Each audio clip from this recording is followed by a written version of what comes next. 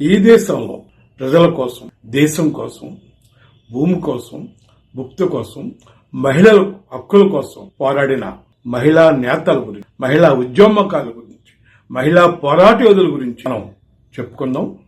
అందులో భాగంగా ఈ రోజు చాకలి ఐలమ్మ, చిట్యాల ఐలమ్మ గురించి మనం చాకలి ఐలమ్మ అంటేనే పోరాట, తిరుగుబాటుకి, ప్రతిఘటనకి ఒక పర్యాయ పదంగా మారి నిజంగా ఆమె తెలంగాణలో జనగాం జిల్లా పాలకుర్తి రజక కుటుంబం అంటే చాకలి కుటుంబంలో అంటే సేవా కులానికి చెందిన సమాజ వర్గం నుంచి ఆమె తెలంగాణలో ఆనాడు పరిస్థితి, నైజాం పాలన, నైజాం కేజెంట్లుగా గ్రామ ప్రాంతాల్లో కొన్ని గ్రామాలు కొన్ని వందల ఎకరాలని, కొన్ని వేల ఎకరాలని ఆక్రమించుకుని నైజాం ఏజెంట్లుగా దొరలు, దేశముఖులు, పటేలు, పట్వారీలు చాలా నిరంకుశంగా ప్రవర్తిస్తున్న రోజులే.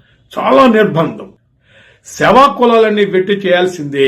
అంటే చాకలి గాని, మంగలు గాని ఇటువంటి సేవా కులాలందరూ నిర్బంధంగా ఎటువంటి కూలీ వేతనాలు గాని, ప్రతిఫలాన్ని గాని ఆశించకుండా ఉచితంగా వెట్టి చేయాల్సింది. అట్లానే వృత్తి కులాలు అంటే వడ్రంగి గాని, కమ్మరి గాని, లేకుంటే నేతగాలు గాని ఏదైతే వృత్తి చేస్తారో వాళ్ళందరూ ఉచితంగా ఆ వృత్తి చేయాలా, ఆ సంబంధించిన ఉత్పత్తులు, ఆ చీరలు గాని, నాగళ్లు గాని, కొడవళ్లు, కత్తులు, ఆ దొరకు కావాల్సినన్ని కూడా ఉచితంగా తయారు చేసి ఇవ్వాల్సిందే.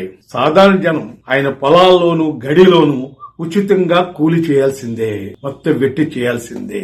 ఎదురు తిరిగితే కావాలి పెట్టే హింసలు చివరికి ప్రాణం తీసే వరకు కూడా వెళ్లే పరిస్థితి.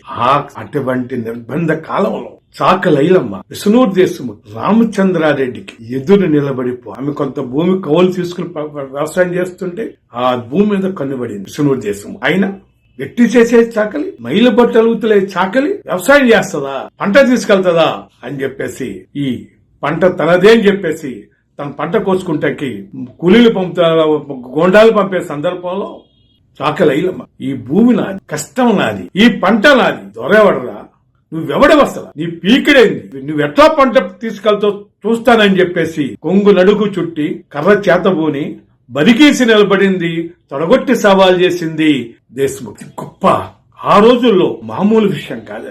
ఆమె పంట కోస్తుంటే కోసిన తర్వాత దాన్ని ఎత్తి వెళ్ళటానికి దొర గుండాలు పంపాడు. ఆమె బలి తీసి నిలబడింది. బీవిరెడ్డి నరసింహారెడ్డి లాంటి వాళ్ళందరూ వచ్చి అక్కడ ఆమెకు అండగా నిలబడ్డారు. పంట చాకలి ఐలమ్మ ఇంటికి తీసుకెళ్ళింది.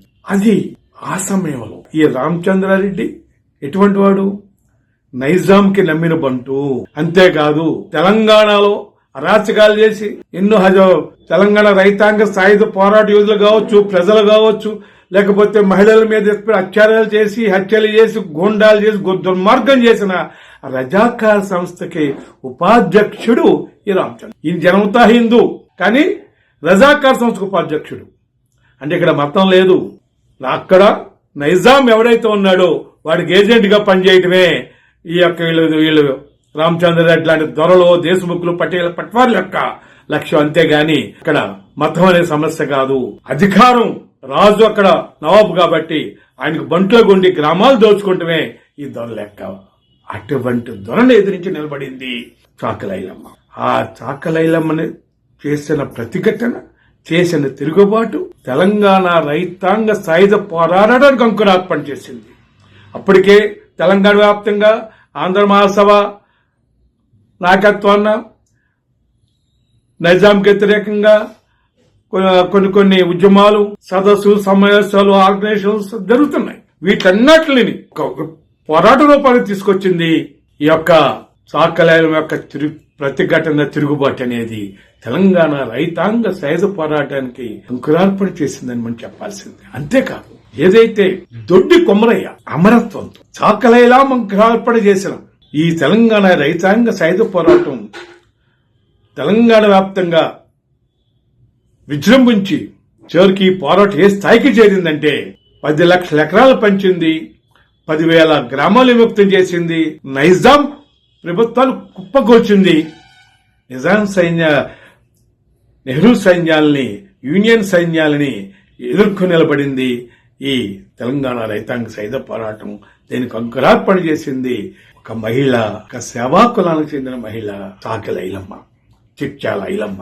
5వ అఖిల భారత మహాసభల సందర్భంగా వీర వనిత విప్లవ నారి తిరుగుబాటు నేర్పిన ప్రతిఘటనకు ప్రతిరూపమైన విప్లవానికి కేంద్ర బిందువైన చాకలైలమ్మ ఈ మహాసభల సందర్భంగా జోహార్లు అర్పిస్తూ